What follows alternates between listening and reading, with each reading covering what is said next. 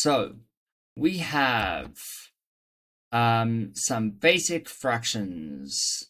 Okay, so we've got 1 minus 0.7, and we've got 0.45 minus 0.38. So you can either put that in your calculator, okay? But I am not here to teach you how to use a calculator. You should know how to use a calculator, just like you should know how to use Google. But using a calculator for this is fine, but you won't really be able to kind of check your working out unless you're doing it partly in your head.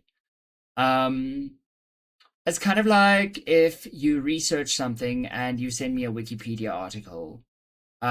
Did you actually understand it? I don't know. You might have. You might have taken it in. I don't know. So here I've got 1.07.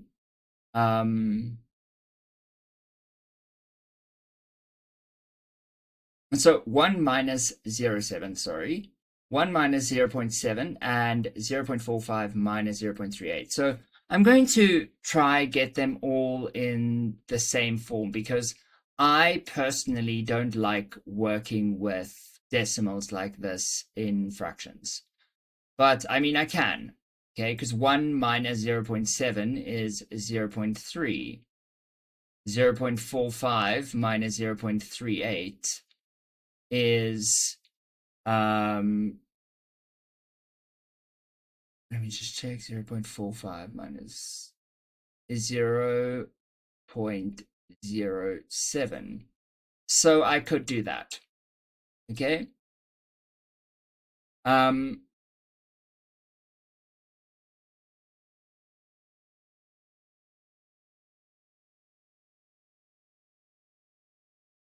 Yeah.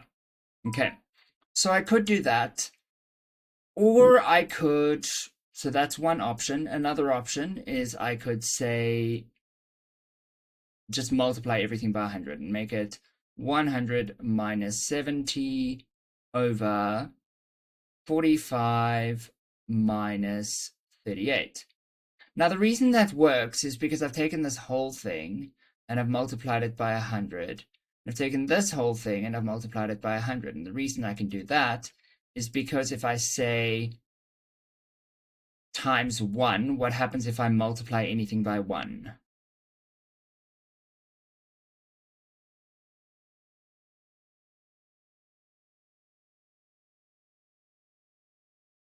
Crickets, crickets, crickets.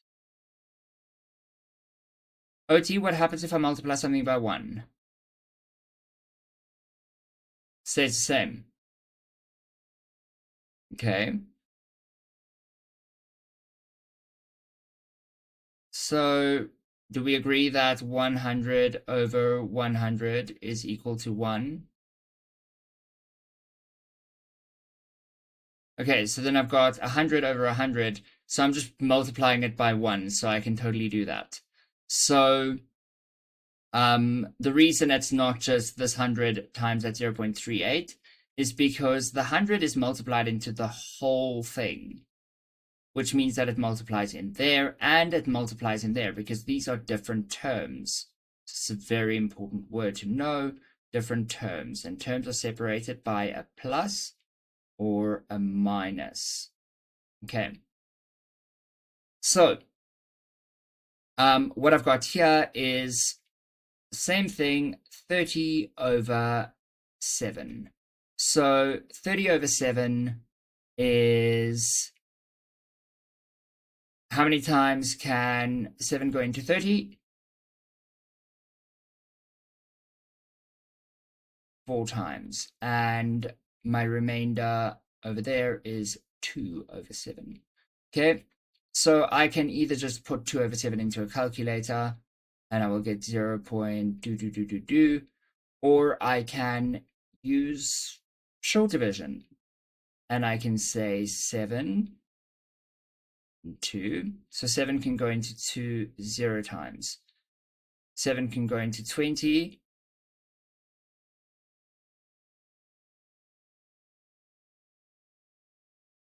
twice. So there's a comma there, by the way. So 7 can go into 20 twice, remainder 6. So 27 can go into 60 how many times?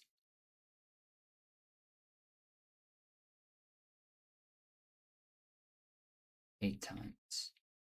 Remainder?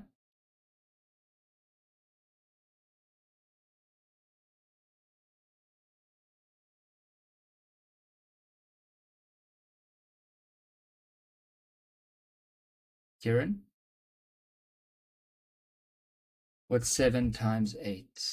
2. 4. Okay. So remainder 4. And I want 4 significant figures. So my first figure is the 4. Then I've got 1, 2, so I need 1 more figure. So I just need 7 can go into 40.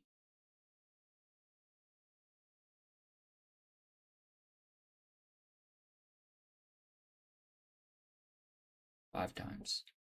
There is more to come, but all I need to do, wait, I need to probably do 1 more figure so that I can make sure that I round correctly. Okay, so I'm going to do 5 figures and then round off to 4. Okay, so 7 times 5 is, pardon?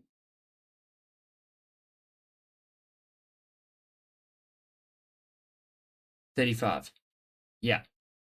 Quick trick about 5 times table.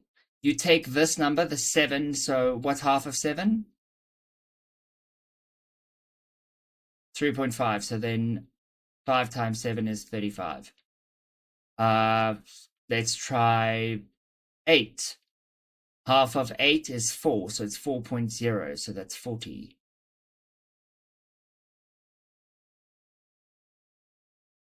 Okay. Wait, there we go. So I'm left with 5, and then 7 can go into 50 how many times?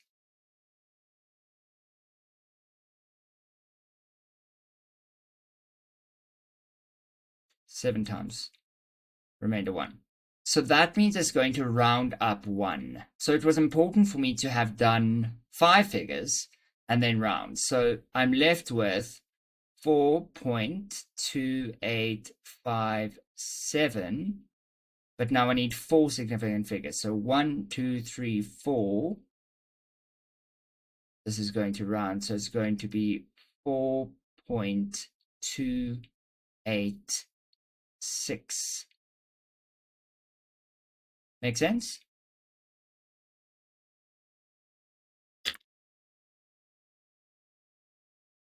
So I can write that in my exam, 4.286.